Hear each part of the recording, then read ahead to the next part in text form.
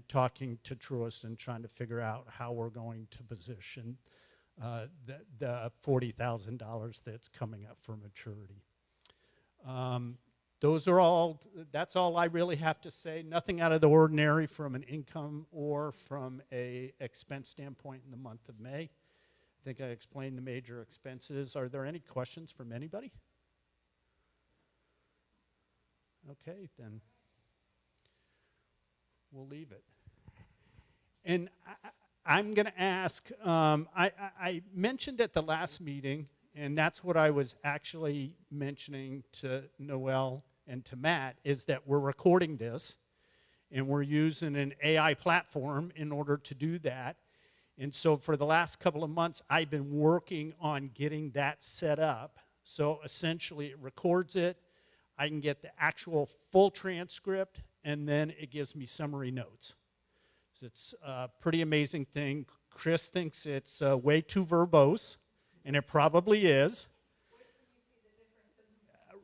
Right. So it used to be summary, and I worked real hard. I'd have to get on and listen to the video recording, and I'd go forward a minute, and I'd type some stuff, and then I'd have to go back and get names and all of that stuff. This, I literally, at the end of the meeting, in 2 minutes, I press the button, and it hands me the summary notes. So it's pretty amazing, but it's been the last 3 months that I've sort of been working on this and getting this set. So what we're asking is for March, April, and May minutes to be approved. These are the general membership minutes. And ultimately, in the future, we'll only have 1 month to do.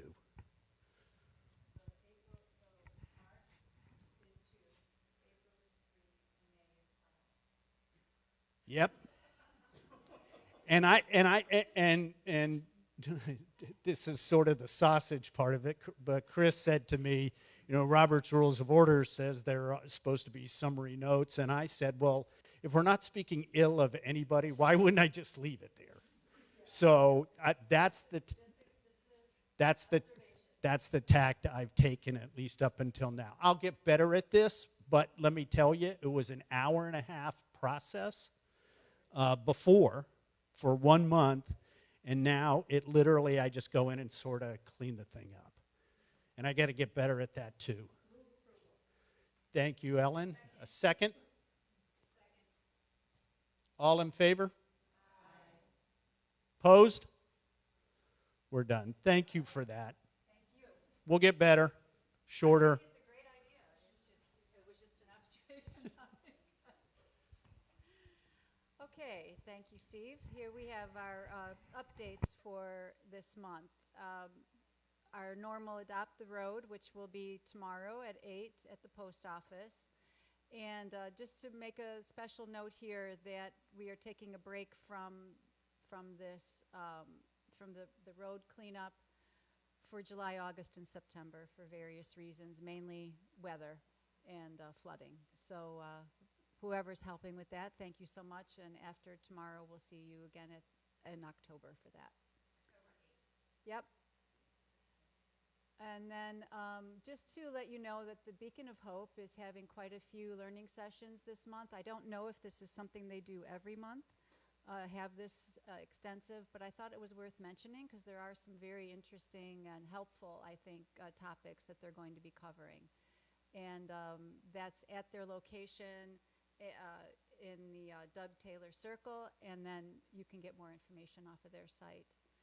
And we are also just reminding everyone about the seedlings. Yeah, Ellen. If I could just speak to that briefly. Does anybody here have seedlings that need to get planted? I do. Okay. Marty Kendall would like all baby trees delivered to her house in St. James ASAP so she can get a physical count of really how many we have. Okay. We think there's around 200. So, and I am making the list of all the volunteers. So if you're able to help plant on June 21st, anybody here? Just speak to me after the meeting so Okay. we can touch base. So thank you for that. All right, thank you. Yes?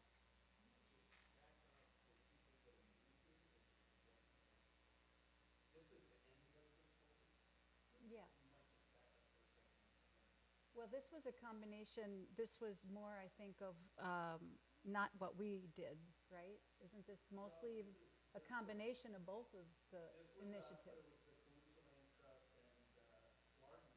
The Garden Club too, yeah. So last December, we did ours, the giveaway. How many did we have, Nadine? 2,000 or something? And we had an initiative where we were giving them away. And so knowing that they wouldn't be able to be planted really till this, till the rainy season. So this is the end of it, as Steve says. But I mean, I think on that day, we gave away the majority of them, right? Yeah, so it was very successful, and I think with the Calusa Land Trust, they were involved as well, in the Garden Club. Everyone helped with different, we had to pot them on that day and then give them away. So some of us have been babying them, some not so successful. A couple of mine have perished, but now we're getting able to find a place for them, a home for them on the island. Okay, good. All right. And then next, we will be represented, have a booth at the Mango Mania, which is going to be at the Winn-Dixie Plaza this year on Saturday, July 12th. I also, what we didn't have, do you want to mention about the development now, or do you want to do that later? Yeah, go ahead. Going to make everybody aware there's a bunch of activity. Well, I say activity either through applications to the county or actual construction, building, digging, whatever you want to call it. And I was just going to make you aware of a couple of the projects. I think most of you know about the, and again, I don't have full information, but the apartment complex that's going behind Publix. So we're clear about that. I have been marketed to about some places called Margarita Bungalows that are eventually going to be built behind Winn-Dixie, if I'm not mistaken. There is a surface lot storage facility, I believe, going over someplace near the water. Or Betsy Parkway, yeah. Yeah, and then there's a mixed use application in for 23 acres, I think. Where would that be? That would be just on the east side of the doctor's office, what used to be the old Bank of America. Yeah. It's 23 acres. We just saw that application come through today. So, and then near and dear to my own heart is the idea that they are going to put on my street a cell phone tower of 155 feet. And you'll hear more about that. Somebody will be here in August to talk about that. But literally, Barrancas, right across from the post office. So I'm not happy about that, but that's my personal opinion. But it's another application that is out there at the same time. And I'm sure that's not everything, but it's the things I know about. Just want to mention that. So as people are seeking variances or as they're seeking development orders to, build on their property, in some cases they're required to have a public information session here on the island because we're unincorporated Lee County, and those are Lee County rules. Typically, we get requests as an organization if they ask whether they can hold their information sessions during our meetings, and if we can fit them in the agenda, we will allow that. Right now, we're expecting 2 such sessions to occur in August. That's what we've got on tentatively on our agenda so far. So just a heads up for that. So look for our August meeting, and there will be details. You can come learn about the development. You can ask whoever's doing the development questions and have your voice heard that way. After the meeting, as a board, we then summarize the information for county staff and send them a letter as to the questions people had, the concerns people had, and whether there was general overall support for whatever development it is. So just FYI, it's really important to come to those meetings to, to speak out on it. Thanks.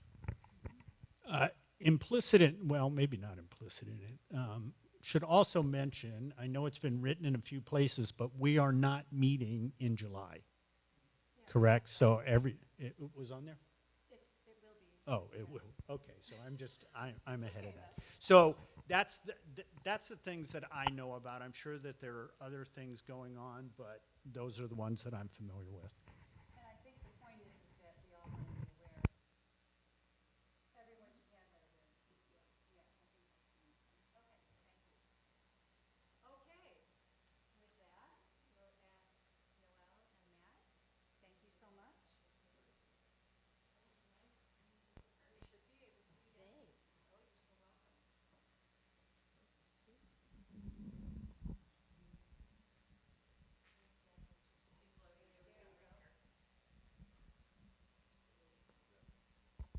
Hello? There we go.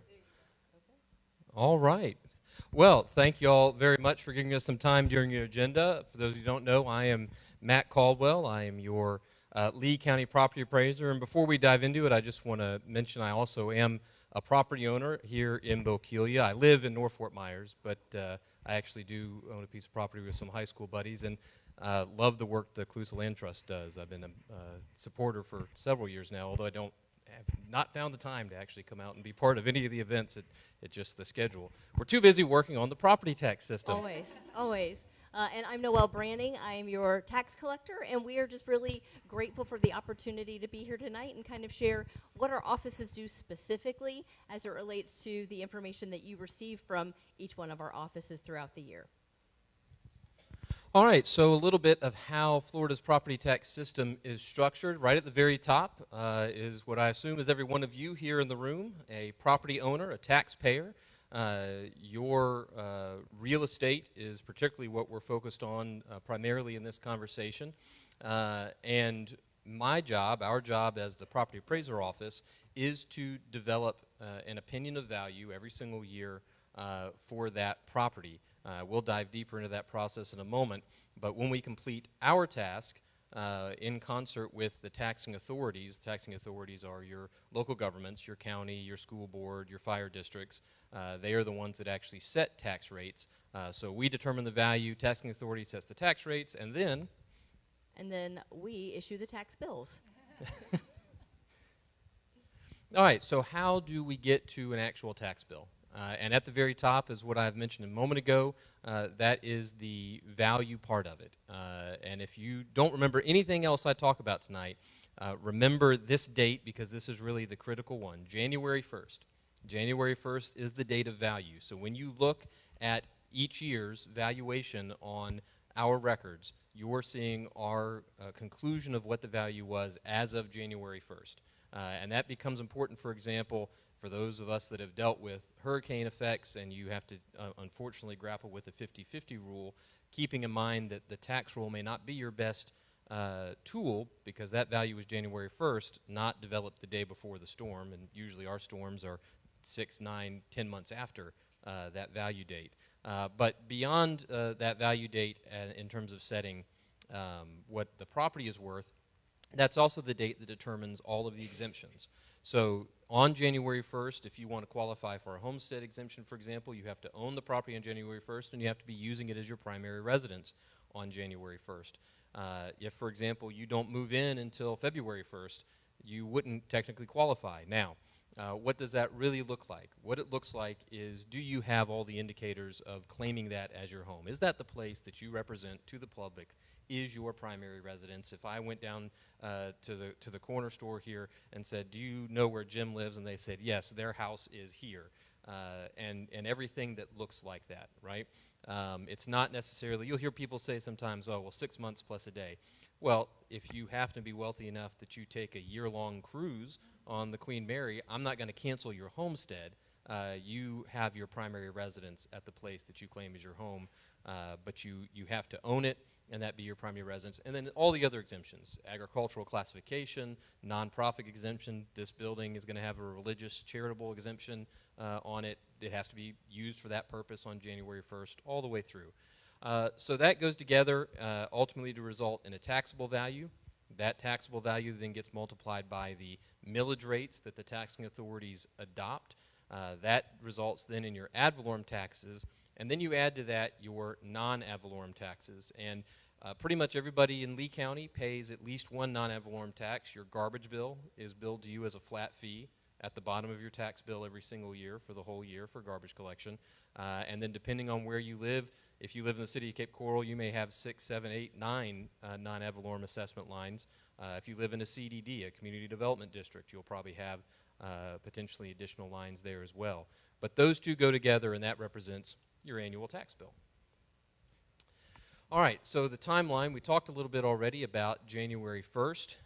We are in the throes of the process. In between January 1st and the date you see there, August 25th, our office has to deliver to those taxing authorities on June 1st the early estimate of what the value conclusions are for this year, January 1 of 25. We just delivered that on Saturday. I've been busy at Town of Fort Myers Beach yesterday and today at the County Commission walking them through those conclusions. Glad to visit with any of those taxing authorities that need that. And then we have to deliver a certified number, so we continue to work on it. The June 1 number kind of gets those authorities prepped up so they can start really thinking about what their budget decisions are going to have to be, but then the official number of what the values are at scale, so the whole community, that's due July 1. They'll get that. They'll use that to develop their rolled back rate. You've probably heard of that before. And then by August 25th, we get to y'all as property owners where you get your individualized conclusions. So you'll get on or before August 25th that trim notice from our office. It will outline several things. One, it will outline that number we've come up with, what we think it was worth this year as of the January 1 date. It will review all of your exemptions. So if you believe that you filed for homestead exemption and you don't see a homestead exemption on the trim notice, that is your flashing red warning sign to call my office, because that is the moment, that is the time, that's when you want to call us. Do not call. Do not call my office. I mean, you can call for many other things, but don't call me if your exemption did not appear on your trim notice, because my office simply cannot handle that part of this system that resides solely with the property appraiser. Yep. And if you wait until you get your tax bill November 1st, then you're really out of luck, because the window for us, for my office to correct it, has already closed. And so that August 25th trim notice goes out. That starts a 25-day period that you as a property owner can file a petition appealing that value. Let's go to the next slide, make sure. Yes. So that is the next part. We're getting pretty good at this. We are. Remember, Sorry, I forgot about this new slide. Sorry. Where we're at. So you have that opportunity to file an appeal. Now, I will note, you see on the left-hand side there, throughout the year, contact our office if you have concerns or questions. Our obligation is to represent you as a property owner, as a taxpayer. I don't work for the county. Part of the theory of how our offices are created under Florida's Constitution, I and Noelle and the other constitutional officers, we're elected directly by you. We are not hired by the county. We don't work for the fire districts or the school board. My job is to work for you. And so if you have concerns, 365 days a year, come in, give us a call, use the chat feature on the website, and we will try to resolve it. And we do ultimately resolve most concerns. We interact, well, hundreds, well, tens of thousands, really. I'd put us somewhere around 40 to 50,000 interactions directly throughout the course of a year. To give you some scale to that, we do the informal conference process, resolves most of it, but we do end up disagreeing on occasion. You may think your property is worth X value and we've got a different value, and we just aren't able to see eye to eye right then, so you can file that appeal. Last year there were about 4,000 appeals ultimately filed. That's 4,000 out of a total of 550,000 real estate parcels, so we feel pretty good in terms of a percentage of the total book that we're responsible for. But even through that appeals process, that ultimately will result potentially in a hearing before a magistrate, and depending on the outcome, they'll either fine for the property appraiser or the property owner. But that previous year, when we had 4,000 appeals, we only went to 110 hearings. So we resolved about 99% of them, again, informally, even before a hearing had to be scheduled. Property tax timeline, this is where it gets to me, and I hand off the baton. Yes, we look forward to that baton every middle of October. Matt does so much work when it comes to valuing the property and reviewing all of the data. And by the middle of October, they are finalizing the tax roll. The tax roll is then certified by his office and then passed on to the tax collector's office, because by statute, we are required to mail tax notices on or before November 1st of every single year. So this is why these timelines with his office are so critical. Once that tax roll is certified, it's really hard to have those informal conversations. They've already been passed on. And when my office gets the call about why did the taxes go up so much, there's not really much we can do. When you think about all the players in the tax system, you have property appraisers setting values, taxing authorities setting rates, and from a checks and balances perspective, we are strictly authorized to collect all the taxes that are owed and distribute that money back to the taxing authorities. That is what our year-round process looks like. But one point to note is the trim notices that do come in August. You're going to see some projected ad valorem taxes, and I'm going to go back just 2 slides, maybe 3. So here, you're going to see your ad valorem taxes on your trim notice, but you will not see the non-ad valorem assessments. So when you receive that tax notice in November, it's always going to be higher than what the trim notice had, because the non-ad valorem assessments are showing up for the very first time. So it doesn't mean there's a change in the value. It doesn't mean that there was a sudden raise in the taxes. It's simply that perhaps that, the stormwater account or the waste management, whatever those non-ad valorem assessments are, those appear strictly on the tax notice. And so what do we do year-round? We collect the tax money. Taxes are actually due officially March 31st of every year. But we start the collection process in November. We started a little bit early with discount periods. So if you pay in November, you get a 4% discount on your overall tax bill. December is a 3%, January 2%, February 1%. But taxes really are due that following March. So once you receive your tax bill, you have until the end of March to pay. So we're collecting the tax dollars really throughout November all the way through the end of May, actually, even for delinquent taxes. But year-round, we're distributing those dollars to the taxing authorities. Like Matt said, it might be Lee County. Most of everyone here is in unincorporated Lee County. It could be the school district, municipalities, if any of you live in, or have a property in the city of Cape Coral or any other municipality, fire districts, special districts, all of those things. And so you can see for us in the fiscal year 24, which ended September 30th of 24, we distributed almost $2.1 billion to all of our taxing authorities, because that's the money that they projected when they adopted those millage rates that they would need for their operating budgets. And this is actually in your impact report if you want to look at it a little more closely. But Matt, there's more. There is. And we talked a little moment ago about the exemptions. Obviously, the single biggest exemption that's available to property owners is the homestead exemption. So again, if that's your primary residence and you fill out the application, once you're approved, you're going to receive 2 benefits. The first one being the Save Our Homes. That caps the increase in the assessed value to essentially a maximum of 3% a year. So your first year, when you go look at the breakout on your property, your just value and your assessed value will be the same number. And then from every year there forward, assuming the just value goes up, your assessed value will only go up by 3%. So even if the market goes up by 30% like it did a few years ago, you still only have your assessed value go up by 3%. That's what the Save Our Homes benefit does, and so you build up a differential between those 2 numbers. And also, not that any of us want to go through that, but if we go through a period in the cycle where the just value comes down, if it goes lower than your assessed value, your assessed value moves down with it. So your assessed value can never be greater than the just value. It's only the limitation on growth as the just goes up higher. And then after that, you get to subtract 25 or 50,000. Most properties in Lee County are worth more than 50,000 at this point in the line, so you get the full 50. There are rural counties in North Florida where they don't have enough value. They only get the single 25 at the bottom.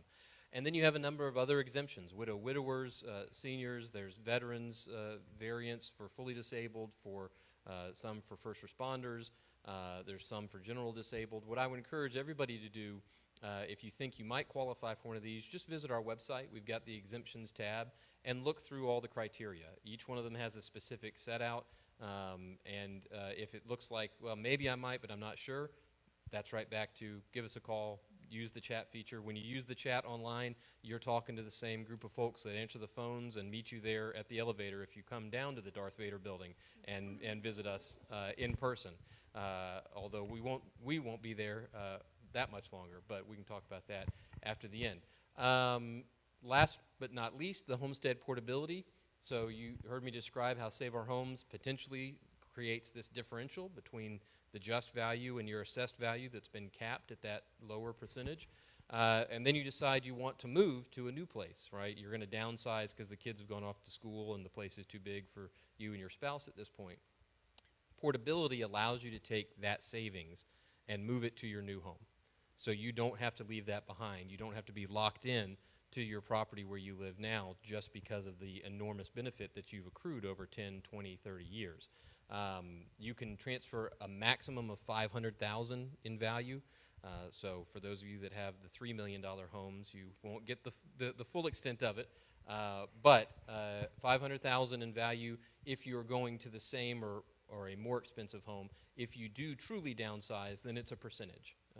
Whatever the percentage ratio of savings you had at your old place, we take that and apply that same percentage savings to your new place that you downsize to. All right. Okay, and so as Matt said, we are independently elected constitutional officers. We work for you. And so not only does the tax collector have the responsibility of collecting and distributing property taxes, we also provide many state services at the local level. You have probably visited our office many times for things other than your property tax bill, but we have a vision to be a role model agency for excellence in providing those government services. We think that you deserve better, and you should expect that from your government services provider.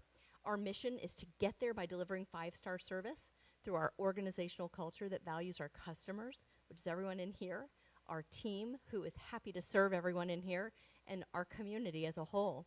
Our focus areas every single year are our customers, because we want to listen to your concerns and your feedback so we can identify opportunities to improve, our workforce, and ultimately organizational sustainability. You've likely visited us either in person or online for many of these state services. Maybe you're renewing your driver's license, or your vehicle registration, or your boat registration, or maybe there's a disabled parking permit that was needed for someone in your family, or even coming down to get a hunting or a fishing license or your concealed weapons permit. These are all things by Florida statute that we are either required to provide, or we partner with those state agencies just to provide a convenience for you so you don't have to go to multiple places within the county to obtain these licenses. We're a data-driven agency. We collect a lot of data, and we do that so we can make very informed, data-driven decisions. For fiscal year 24, this is just a snapshot of some of the data that we collected, and we say, what do we have looking forward? Where are our opportunities? And you can still see we're serving a lot of people in person. We had almost 489,000 people walk into our 6 service centers just in one fiscal year. We are really happy that we had another year of a perfect financial audit, but we processed almost 1.8 million transactions last year. And so there's a lot of work that's happening at the tax collector's office. And so when you see those long lines, it's because there's really a lot that's happening. And we have to adapt to all of the federal laws that are changing, as well as any of the state laws through Florida Highway Safety and Motor Vehicles. With our data-driven enhancements, and this is feedback as well as what we're seeing, with the data we're collecting, we've actually deployed or implemented some enhancements to make life a little easier when you do visit our office. First thing is we implemented an interactive voice response system. So when you call our call center, you have the option of actually receiving your payment link to your tax bill. You don't actually have to talk to someone. If for some reason you lost your bill or you need another copy of it, you can do that all through an interactive voice response system. We also know that because we are processing so many transactions and people keep moving here, right? We know that people are going to continue to move here. So while we had almost 489,000 smiling faces we got to see in person, that number might continue to grow. So I'm really happy that Lee County, we are one of 3 counties who have been approved to build and fund our mobile units to provide services in the community. This is not going to be an initiative for us in fiscal year 26, simply because we have purchased a building, we'll talk about that in a moment, where we are building that out to meet the needs of our really quickly growing community. We also implemented tax payment kiosks. So if you ever visited one of our offices in this past tax year, if you decided not to mail in your payment and you just wanted to come in person, we have kiosks at all 6 of our locations where you can actually make your tax payment right there using either a credit card or just your check information, a routing number and your check number, and it'll print you a receipt right there so you don't ever have to get in line. And finally, we're expanding our smart locker usage. I'm really excited about this one. Amazon lockers. I'm sure you've either seen them or you may have heard about them, but they're lockers where you get a pin, you can unlock the drawer, and you can get something, right? Whatever it is you're picking up from Amazon.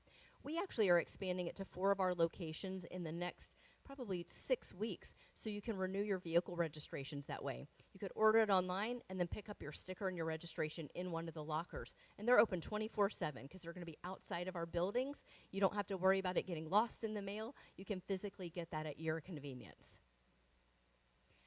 But we always look to the future, and we have to look to the future because our community is changing. It looks so different from when Matt and I first took office in 2021. It's a wildly different community.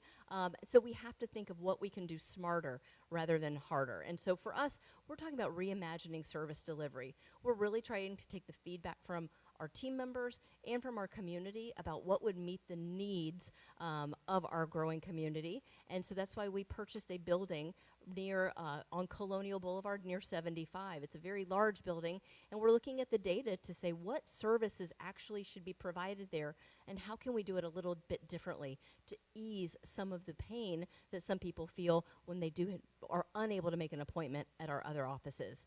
We're always looking to expand our online services. We think it's a quick and easy way. We know it's not always easy for everyone, so we're trying to find ways to make that easier in the future. Even things like an automatic, notice. Hey, your registration is coming up. Do you want to just save this card? We can keep this card on file and automatically renew that for you. And then you can pick it up at the locker. We're trying to find ways we can automate what we do to save you a trip to one of our offices. And then finally, we always look at artificial intelligence, not because we think it's the newest, coolest thing, although your Minutes platform is pretty good. We actually tried that a couple of times as well. We have to learn how to ratchet it down a little because we don't want every word in there. But AI is here, and it's here to stay. So we're trying to learn how we can harness it from an automation perspective with some of our more manual processes behind the scenes. And if you would like to connect with us, you can always scan this QR code. We do have a newsletter that we send out every quarter to talk about what's upcoming, important dates in our office, just so that you can be reminded of those dates or see, hey, when are those lockers opening up? So it would be a great way to stay in the loop with things that we have going on. But now, the big slide. Who has questions for Matt Caldwell? No, we joke about that because most questions really are for his office. But if y'all whatever questions you have, please, we're happy to answer. Yeah. And they have to come up to the microphone. Oh, we got a microphone there, yeah. Yeah, because this is all online. Okay, so I'm wondering, how do you handle hurricane damaged property? So for example, if a house had to be demolished, do you know that house has been demolished? Do you communicate with permitting, or How is that handled? That is a great question. So first, how do we keep track of what's actually happening on the ground? We have a constant interconnect with the county and the municipalities to handle what permitting activity is going on. We use that full time, not just in a disaster response scenario where we're able to evaluate what properties we need to physically go visit in each year's cycle versus ones that we can draw a conclusion from just from the permit data, depending on what it is that's been achieved. But we also work proactively at it. So if you have had a chance to visit our website, lepa.org, and look at the aerial, after all three storms actually recently, we have let a special contract to our aerial overflight vendor to fly the county. In Ian, we flew the entire county, and then for Helene and Milton, we flew the coastal part to save taxpayer money. We didn't think there would likely be impacts, say, in Lehigh Acres in that storm. And that gave us, they were able to get up in the air both times 3-4 days after the storm. And so we used those fresh aerials to review from the air what we see. And we can evaluate, all right, you know, unfortunately, this is a property we don't need to go visit in person. We can tell clearly from the aerial this is a permanently destroyed property. But then we prioritize what looks like it needs to be visited, what looks like there is no damage, and that's how we then set up our direct visitation that our field team goes out and interacts with. And then we work with the property owners. We attempt constantly to be communicating with property owners to encourage them, tell us what's happening with your property, particularly because under Florida statute in a post-disaster scenario, you can qualify potentially for a tax refund for the balance of the year following a disaster, and not just hurricane, any disaster, fire, flood, tornado, any disaster that renders your home uninhabitable may qualify you for a refund. If you are forced to be out of the home for more than 30 days after the disaster, then you get a refund for that 30 days and then throughout what's probably going to be the end of the year if it's that damaged. But do you apply for that, or is that You automatic? do have to apply for that, and that's a very simple process. That really is just about contacting our office and telling us we've got hurricane damage. Now, when something like that happens, I don't expect any of you are going to call me the day after a hurricane. You're still wondering about making sure you got enough fuel for the generator and when are we going to get the tree off the house and all of those questions that we all have to deal with. Your application for that follows the same window as the rest of the applications. They have to be in by next March, the following March. So you have, considering when the storms come in our part of the world, you'll end up with somewhere between 4 and 5 months to get with our office and make sure that you just document it. It can. I don't make it a difficult thing. If you take some pictures of what happened, once you're settled in the point where you can document that, you're likely going to anyway because of your insurance claims and all the other things you've got to go through. So just being able to demonstrate, yes, this was uninhabitable. We were dealing with a real disaster situation, and we'll take care of the refund. And then what that does for you going forward. That refund just deals with that tax year in which it occurs. And so usually we're talking, again, 3 months of that tax year. That January 1st comes up. January 1st is the most important date. Not only who owns it, not only what you're using it for, but what condition it is in on January 1st is what ends up mattering. And if the structure, whether we're talking about a house or a church or a commercial office building, if the improvement cannot be used for the purpose for which it was designed on January 1st, then we will essentially zero out the value of the improvement for that whole tax year. Oh. You'll still be taxed on the land, but you will not be taxed on the improvement. And then you will go to the very top of the list then for next year for us to come back and see, all right, have you been able to repair it, get back into it? Do we bring the structure back onto the tax roll the next January? And like, for example, with Ian, we had about 100,000 properties that were affected, and that's from, fully destroyed to just lost the mailbox. But fully destroyed was about 10,000 properties, and I want to say majorly impacted, and in the first year took it off the roll, was about another 30,000 properties. We've got about, of those 30,000 that were still more or less repairable. We're probably about 80% have come back on the roll at this point after these several years. But we all know there's folks that are still struggling with what to do. Yeah, Yeah. so just one final thing. So if you're rebuilding on a lot that used to have a house that was, demolished, January 1 comes, the new house is half done. What happens in that case? It does not go on the roll until it is substantially complete on January 1st.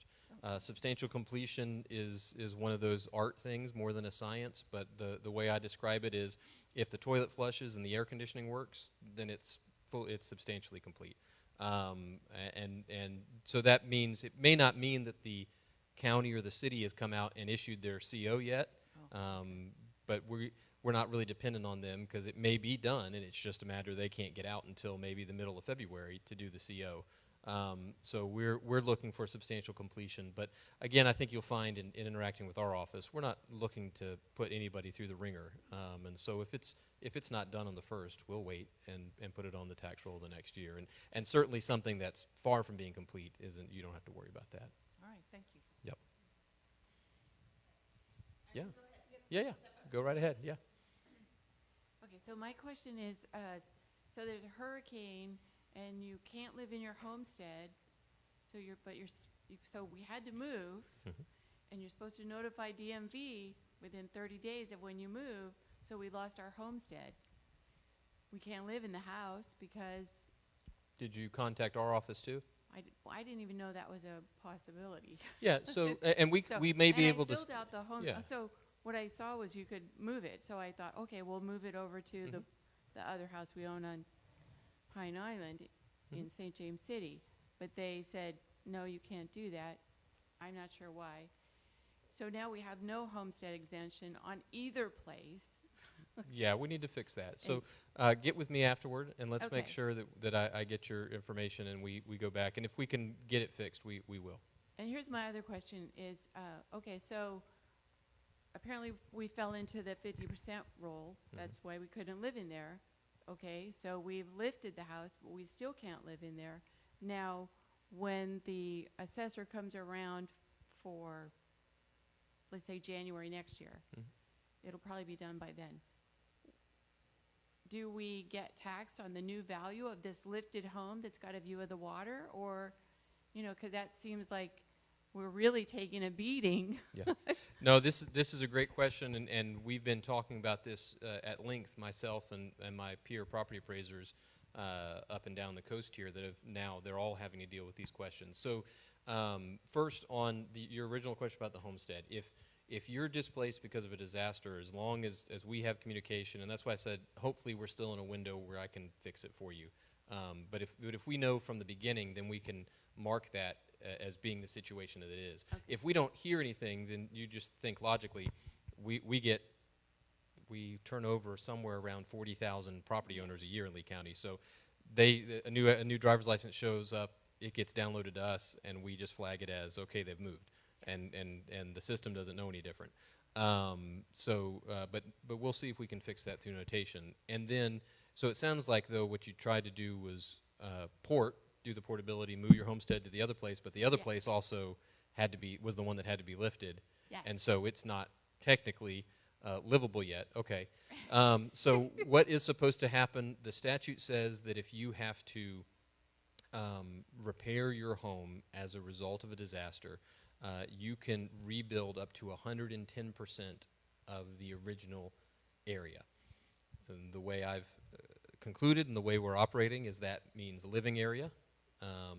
And the purpose was, say you have an older home and you go to really rebuild, you may not be able to build. I mean, code may not let you, right? Your hallway's got to be bigger after 50 years.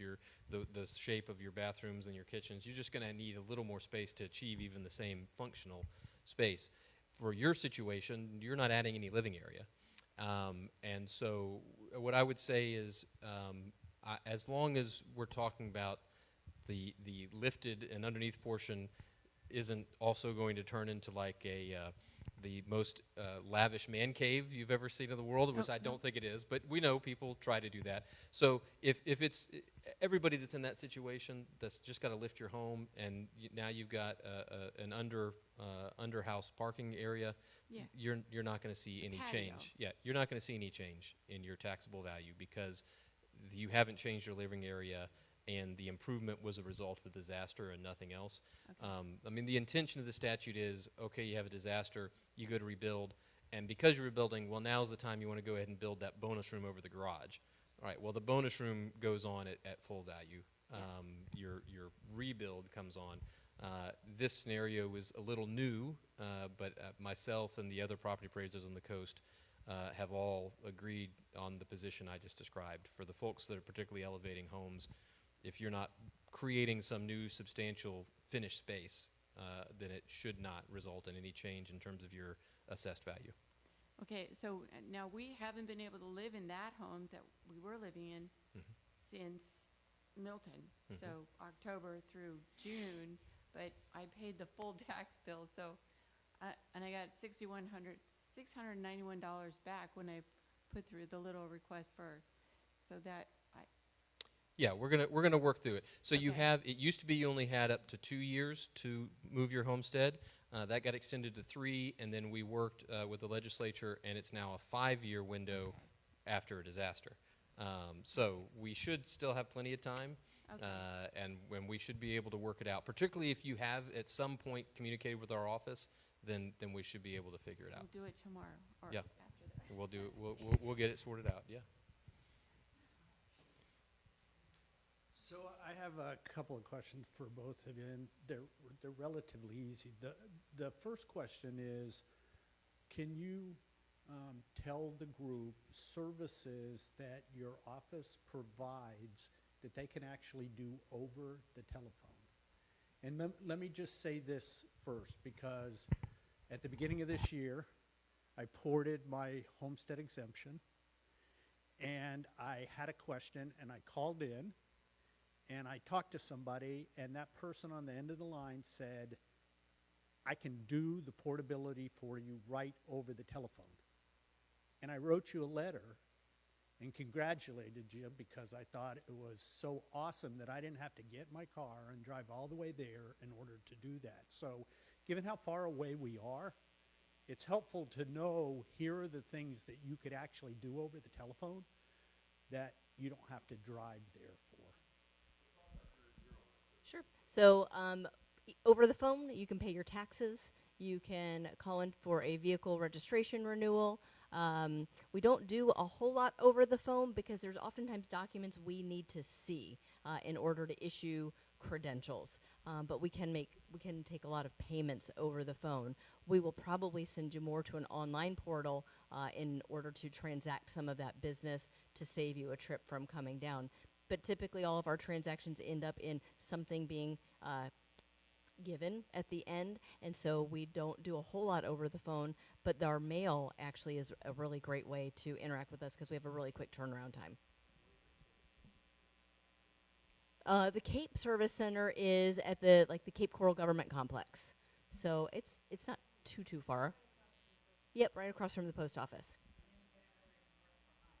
We do have another one in North Fort Myers. That one is typically very congested. I would just say that is a space we have outgrown quite a bit. But to be honest, that's 35 minutes away from us.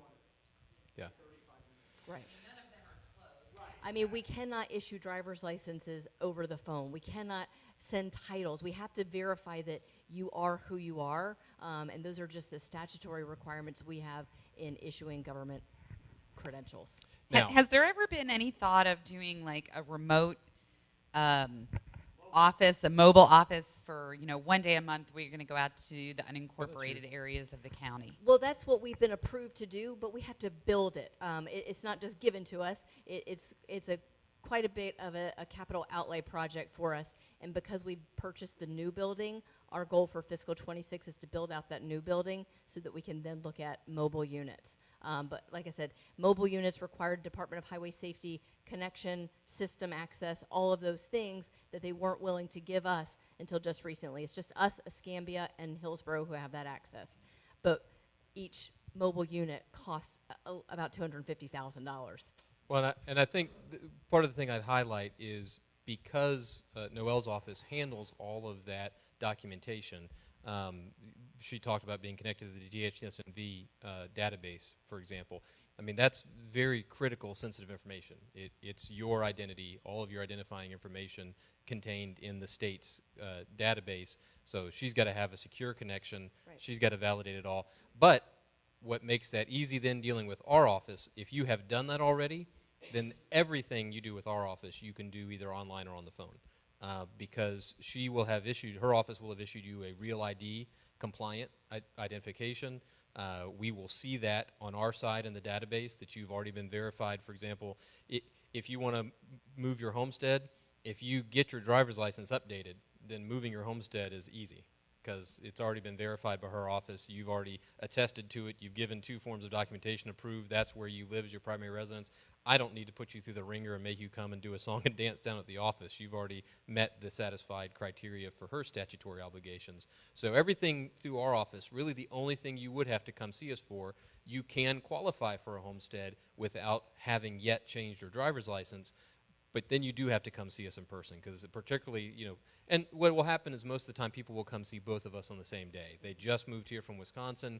They've got their appointment to see her office in the afternoon, so they come upstairs and see us, and they go ahead and sign the attestation form that, this is now their primary residence, and we go ahead and put their homestead in the to be approved file, and then we check and make sure the license goes through and everything is cleaned up. But otherwise, all your other interactions with our office can be either online or over the phone, and we really try to do that. And that's part of it is just trying to balance the taxpayer dollars, make sure we're spending them well. Interacting with her office, she's got 365-day-a-year interaction. There's some kind of thing you need to go see her for. For our office, once you see us for most people, you'll file your homestead, and then you'll never think about talking to us again. Until one of our field people show up and knock on your door and say, hey, we saw you built a new pool. We'd like to make sure that's actually what you got back here. And so we've concluded it's not really cost effective for you as taxpayers to build additional service centers because you just don't have that much need to see us on a 365-day basis. Well, I did kind of tease it a minute ago. We are moving. We're working towards moving our office to the former CenturyLink phone building downtown off of Lee Street. As constitutional officers, we have to keep an office in the county seat, and since I only have one office, we're going to stay there downtown. But this is a great fiscal opportunity. Again, we're going to probably get into that building for 15% of what it would have cost to build a brand new building. It's requiring some pretty extensive renovation. It's a 60-year-old building. But what that's going to also facilitate is giving the tax collector about another 25% of the existing building. We could use it. Yeah, I don't want to guarantee what she's going to do with the space, but I suspect it will be more public service opportunities Yes. after we move out. So that's hopefully this year we'll bring our side in for a landing. So just one more question, and this is just something I don't quite understand. You talked about non-ad valorem taxes. Can you talk me through sort of the process of how that goes and how they figure out what your tax amount is going to be? What is the process to get there? Sure. So the non-ad valorem assessments are ones that are not based on value, right? Ad valorem is the Latin for of value or on value, roughly. So not any relationship to value. Those assessments can only be charged in relation to a service you receive. So there cannot be a general revenue assessment, for example. There has to be a purpose that your property receives a service for in order to be charged a non-ad valorem assessment. And the fee cannot exceed the cost and planning of that service, right? So again, the garbage bill is the great example.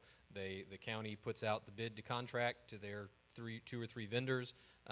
They get competitively bid. They accept a contract for a 5-year period, divvied up by the number of property owners, and that's the amount they can charge. They can't double the fee and just put a bunch of cash in the account without some purpose. They could charge a little more, say, like they're talking about building a new incinerator, because the one we have now is at capacity. That could be part of that conversation, but again, that it has to have a purpose that your property is going to benefit from. Same thing, that's why you'll see utility assessments on that line. You'll see stormwater assessments on that line. Now, your main tax, traditional tax, is your ad valorem. And ad valorem could be either for a fee for service, benefit service. So we all pay an ad valorem tax to the mosquito control district. But that's a direct benefit. It's not a general revenue line. Everyone in the county receives mosquito control service.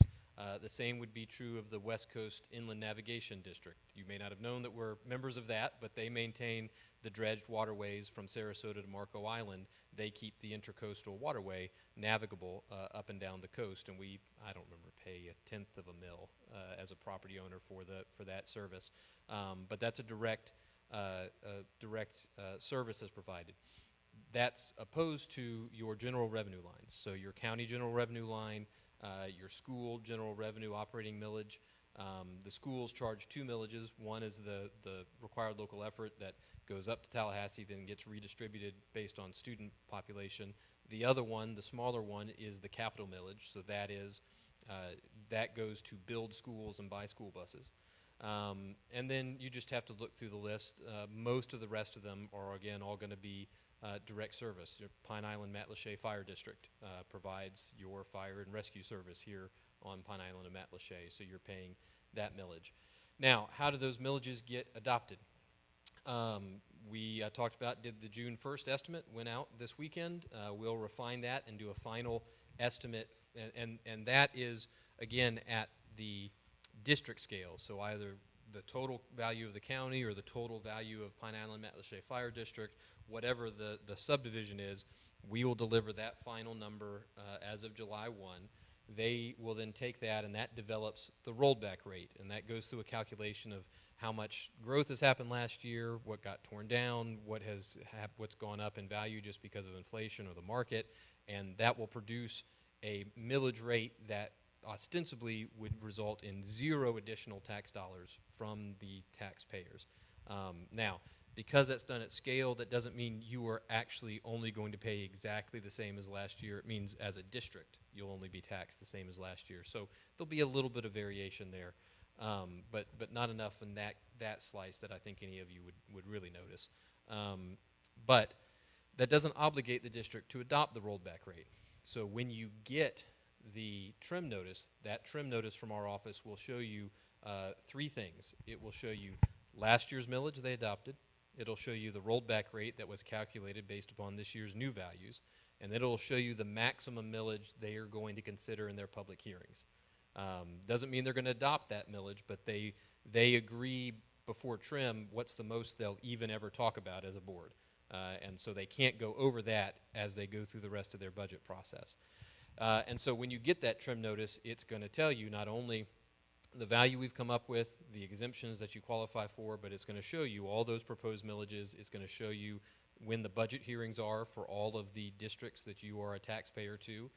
So if you don't like the millages you see, that's your piece of paper to say, go to that board on that night and tell them why you think they should adopt last year's or the rolled back or the max or something else altogether. And then they will adopt whatever millage they come to and send it to us by that October deadline to then put together and send to her office. Public hearing is the only thing that controls that. There's not somebody else within the county that's looking at mosquito control and saying, you know what I'm saying?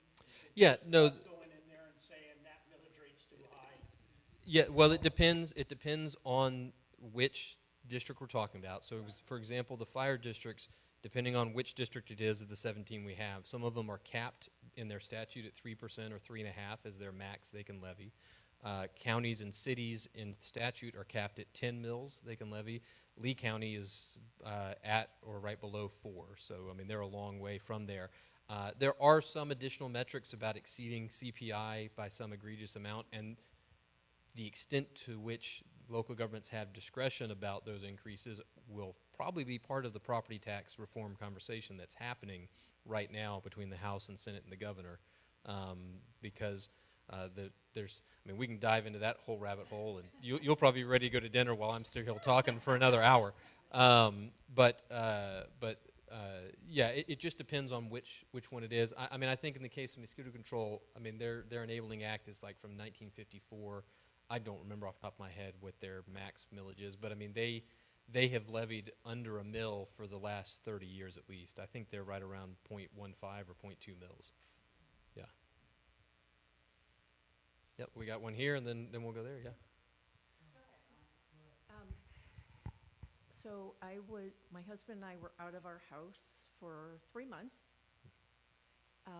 and we very nicely got some money back, so we appreciate that.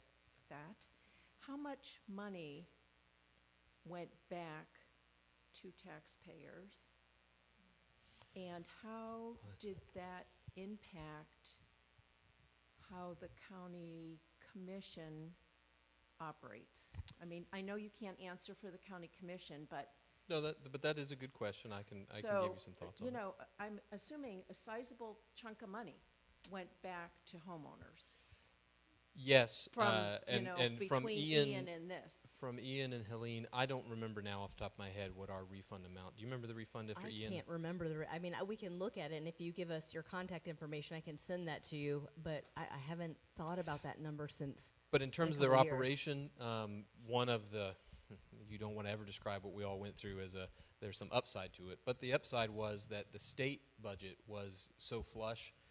As I recall, the full amount that we issued as refunds was then backfilled by the legislature that It's following true. spring. They were all made whole based on those refunds. Yeah, so I don't think the refund cost local government anything. It has changed some of the decision making, like for example, Fort Myers Beach and Sanibel both lost half of their tax roll as a result of the storm. So Sanibel and Fort Myers Beach both had to basically double their millage in order to stay solvent the year after Ian, and worked very closely with the legislature to try to address some budget shortfalls. That's something to think about when places consider incorporation. Yes, sir. Leo Amos. Matt, would you please tell the people that the first information you send out has got a location of where each one of the taxing units, you can go to the first meeting to talk to the people? Yeah, on the trim notice, you have it doesn't just tell you that the county is holding a budget hearing. It will say on the trim notice where it is, what time it is, and it'll have the phone number so you can follow up and find out more details. Absolutely, for sure. Yes, sir. First of all, thank you very much for this presentation. It's been wonderful. We're fairly new. I think we've been full-time residents here for 3 years on the island. You got here just in time. Yeah, exactly. That's related to one of my questions, yes. Unfortunately, I have the memory of a goldfish, which is like 5 seconds. So a lot of the stuff that went through the slides, I've already forgotten. So just a couple things. I heard someone mention 50-50. What is 50-50? So, putting it try to bundle up as best I can. FEMA underwrites the National Flood Insurance Policy Program. They require that after any disaster, if the value of your structure, if repairing your structure will exceed more than 50% of the value of the structure the day before the storm, then you have to bring it up to compliance with the floodplain. So for some people, that's going to mean lifting it up in the air. For some people, it's going to mean tearing it down and start over. It just depends on your circumstance. And then the downstream question is, how do you figure out how it was worth the day before? And that's where I referenced the beginning. The tax roll and the tax roll process, you're allowed to use that for the permitting process. But we designed Florida's tax system to be very taxpayer friendly. We are not maxing out the number whatsoever. And so in a situation where every nickel counts in terms of making your decision about what you are able to do or not do, you're going to be better served in a serious destruction scenario by getting a private appraisal. If you just need to replace an air conditioner or maybe a minor roof patch, the tax roll will work great, the permitting will take it, and you won't have to have, hopefully, very much of an argument. But anytime you're dealing with a post-disaster, I mean, FEMA's first recommendation in their handbook is a private appraisal. Tax roll comes second. And it's, you know, it's a few more $100 out of your pocket at a time. You don't want to be spending any money, but it will be the best, your best defense in terms of navigating that process, because in addition, it will be based on the day before the storm, not 9 months before the storm. Okay, okay, thank you. Second question, homestead, was it portability or portable or Portability. something? Mhm. Okay, we applied for homesteading 2 years ago, and everything went fine, and saw it on my tax trim notice and all that. Mhm. But so if we decide to move into another house, let's say next year, Mhm. we refile for homesteading with portability? Yes, when you contact us, my staff should ask, do you have homestead somewhere else? So this should be very seamless. If somebody does call and they don't ask you that question, let me know. But they do very well. I'm actually very, very proud of my team. They've really embraced a culture of public service. So they should ask you, do you already have a homestead, and make that part of the new application process. They'll go ahead and get the portability form all put together for you. So does that just make the process go faster, or is there a benefit to having the portability versus just applying again for? Well, you don't want to lose all that accrued savings. So, Okay. so the homestead itself is just the $50,000 deduction, but Save Our Homes is the assessment limitation. And so you build up that savings over time, and you want to take that savings with you as well. The 2%. Mm-hmm. Okay, okay.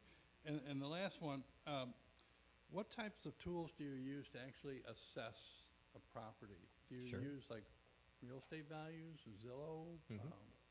What- Yeah, turning it into a bite-sized nugget. The number we're going after at the top is called just value. Just value is a market value under Florida law, but the difference from what we'll just be talking about market value out here in the street, just value cannot have any consideration for non-real estate. So most of your sales involve a broker, somebody got paid a commission. That isn't related to the real estate, so we have to deduct that out. A lot of people sell their property and they roll the furniture in. We got to deduct out the furniture. When you get to a gas station sales, for example, we got to make sure if they recorded one sale price, but it also included the Fritos and the coolers inside. That's not real estate. We got to deduct for that. So the just value has to be just the money paid just for the real estate. And then we use that the same way that I did. I was 20 years in private appraisal practice, and you use sales comparison, income approach, and cost approach. And except in this case, we're doing it in mass. So we'll take all of the sales data in the whole county, try to distill it down to its most core important pieces. And so if you think about like the typical house in, say, Cape Coral or Lehigh, what's a pool worth? What's a bathroom worth? What's a quarter-acre lot worth? And we know all the features about all the different properties, and you blend it all back together, and you get a number through that. That's a mass appraisal in really a short form. If you wanted to come to the office, and I could show you, we got about 8 different systems that come at it, that triangulate at it.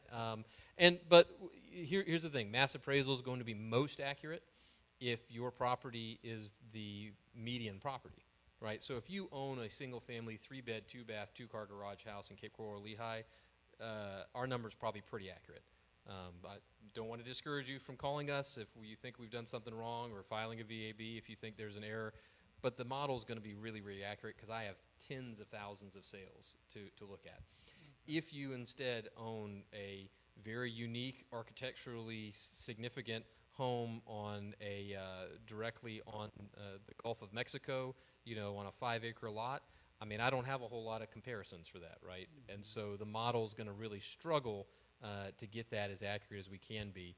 And our duty is we have to treat everybody the same, so I can't sit there and say, okay, these are the really rich people, so I'm just going to look at their house every single day and ignore everybody else. We have to build a model that calculates it fairly for everyone, but we just recognize by virtue of how a mass system is going to work, we're going to be most accurate on the properties that we have lots of, and it's going to be harder to get a good grasp on the things that are rare. And those are usually the ones people are filing or coming to see us So about. in Ian, on our property, we had relatively minor damage on our house. We were just very fortunate. It was a newer home and it sat up higher than all of our neighbors. But several of the homes right around us, they were really, really hit hard. And some of the people left, they didn't even, work on getting their home fixed. And some of those homes, at one point, before the storm, they were worth like 600,000, and now they're worth like 250 or 300. And that's all around us, like our neighbors. And consequently, the value of our home, because of real estate, they just the price that we could sell our house for has gone down significantly. But does that relate to the assessed value that you do? Will our possibly Yeah. next year's So value go down? we're looking at it every January 1st. So the early estimate that we did this weekend at the countywide level, the just value went down 2% countywide. Okay. Now, taxable value still went up by 4.5% because all of those homesteads are still going forward at 3%. There's still so much cap that they move forward. The difference, the countywide just value was $211 billion. The countywide taxable value is only $144 billion. So that gives you an idea of how much cap between the homesteads and everyone else is built in out there. Okay, thank you. Thank you again. Yep, absolutely. So I have a quick, well, maybe two questions. So last You year. can tell I get all the questions, Right. as she said. If you come up with good ones for her, though, I'm going to start planning some really, really stinkers for you. So last year we got a surprise in our trim notice that, let's say our house in 2023 was worth $10. Our trim notice this time around said it was worth $3. Now we had no damage. Our neighborhood, not from Helene and Milton, I mean, by and large, our neighborhood did okay. So clearly there was a mistake, right? And so I tried to look at, were we the only ones with the issue, or what was going on with my neighbors' houses? Two things. Eventually, my neighbor called first before I got to it, and that was eventually straightened out, although I'm curious what happened there. Secondly, I tried to look up my neighbors' homes by their last name, and a lot of them I could not get the information unless I could figure out their strap number or could triangulate the property. So are there fewer records now publicly accessible on the website? No, how do you search property records these days? Yeah, so let's take the second question first. Were you typing in just the last name or then starting to put their first name with it? Probably both. It just depended on the case. So we are looking at, I've talked to my IT team about using a little more AI in the search feature. Right now it's a very literal feature. So my property, it's under Caldwell Matthew. But if you type in Caldwell Matt, it's not going to give you anything because that's not my name. Does it matter who's listed first? Because I've Yes. even tried to Yeah. search on my It's property, and I can't find my husband, even though he's listed. We have different last names. Yeah, So right now it's a very literal database, and so the easiest way to search if you're going that way rather than coming in from the GIS and just picking out the properties, is to use the address feature, or just be less specific. Just use the last name and nothing else, and then now you'll get more results if it's a common last name. But that's why I really encourage people, if you want to do something like that, use the GIS. As if you're really just poking around and looking at a bunch of stuff. Yeah.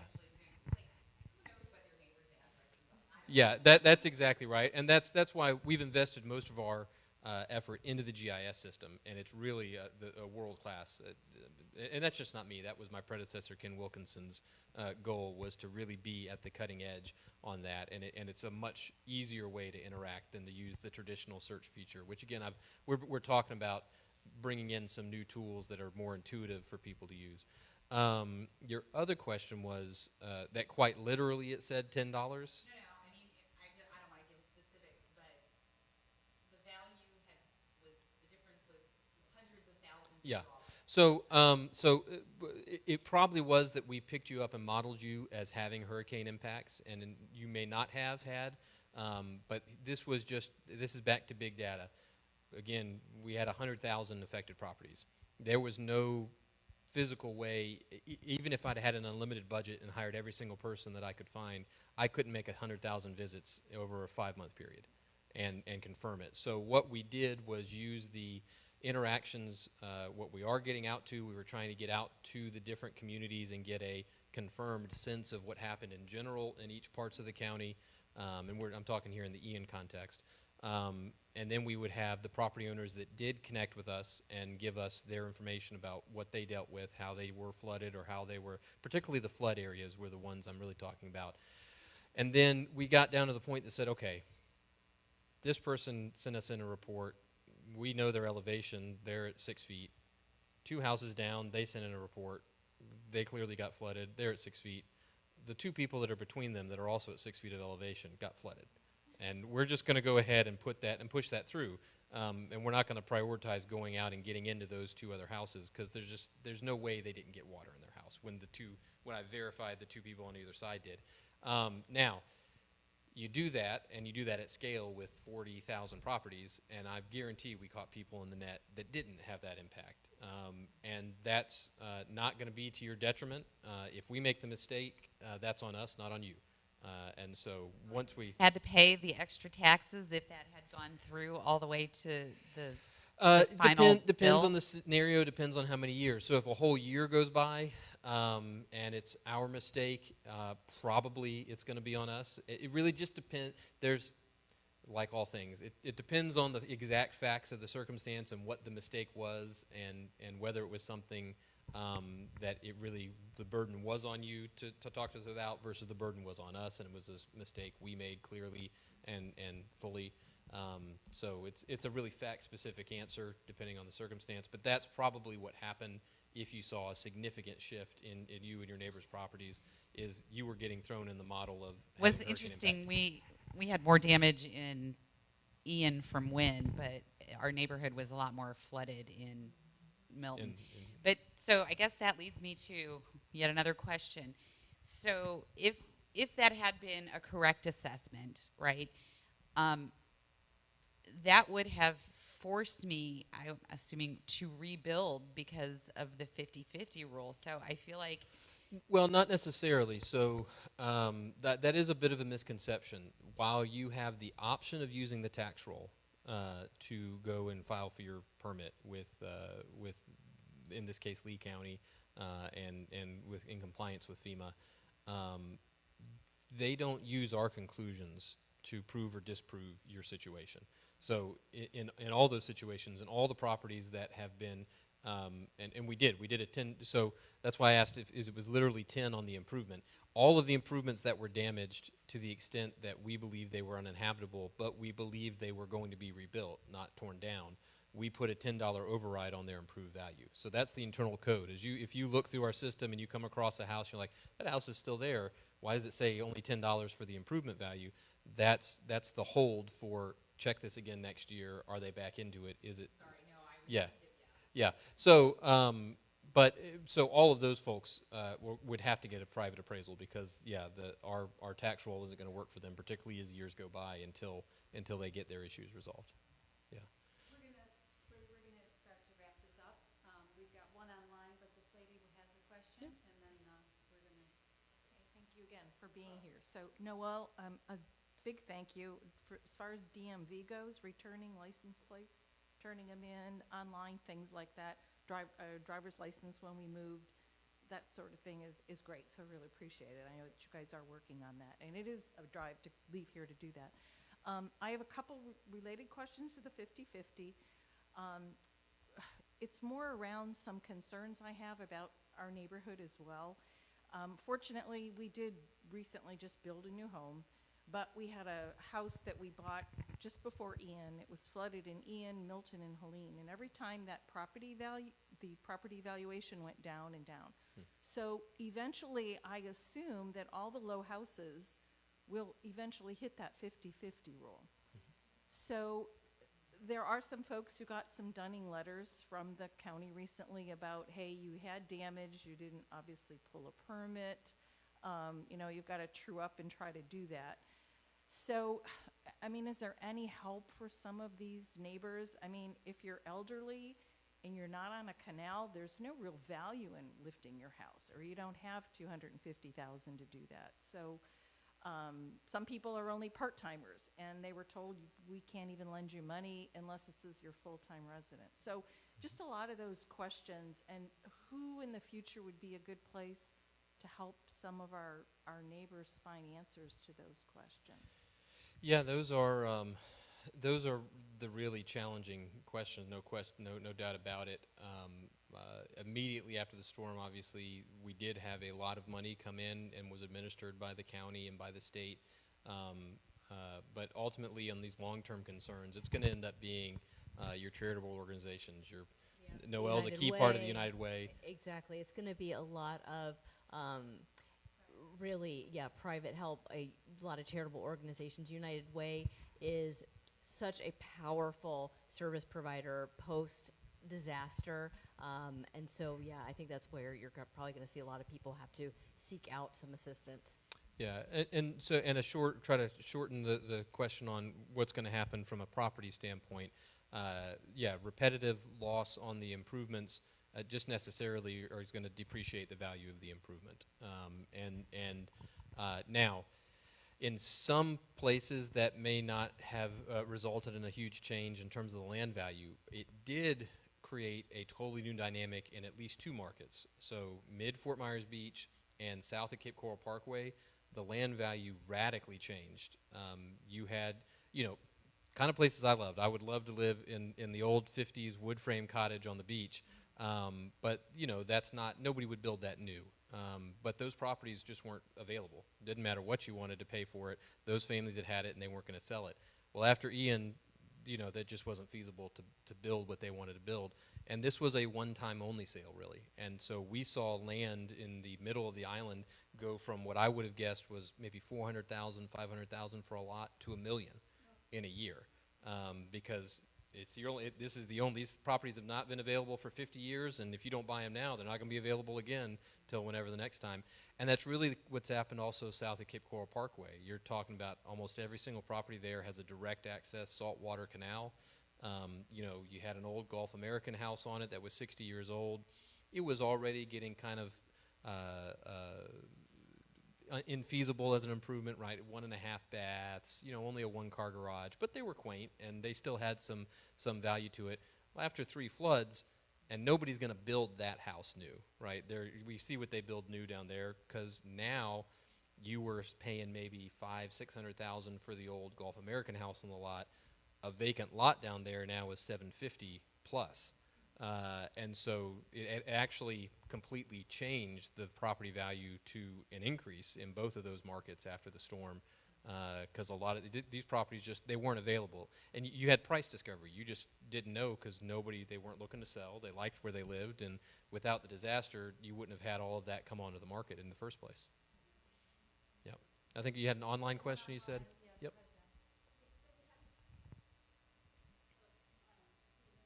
Well, we'll repeat it.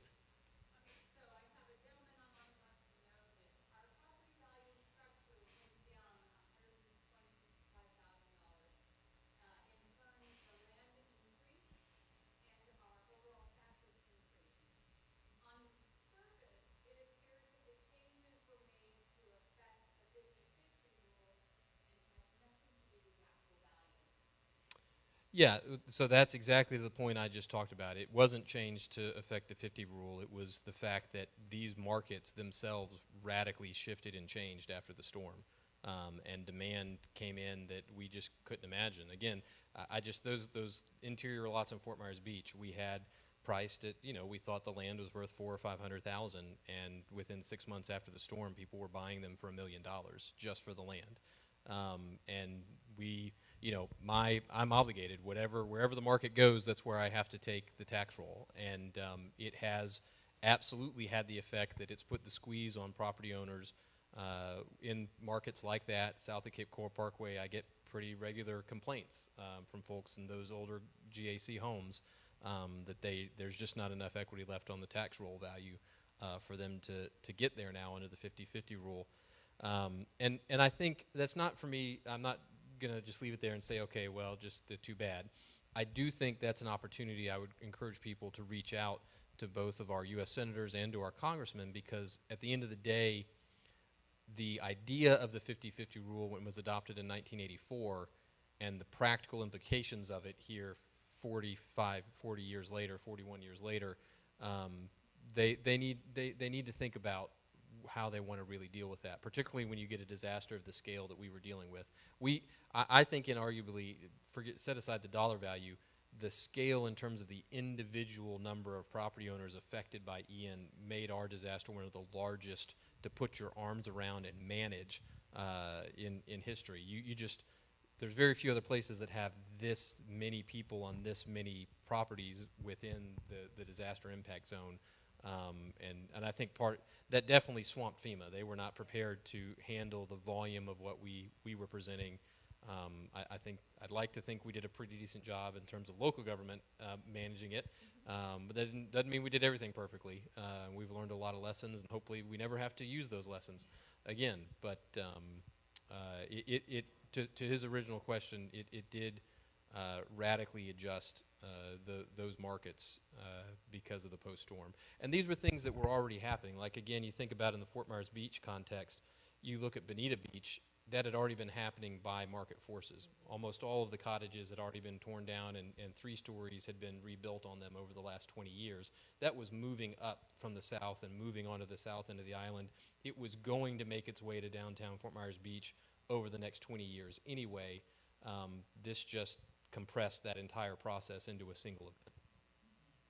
Yep. Okay. Thank you very much. All right, thank you all.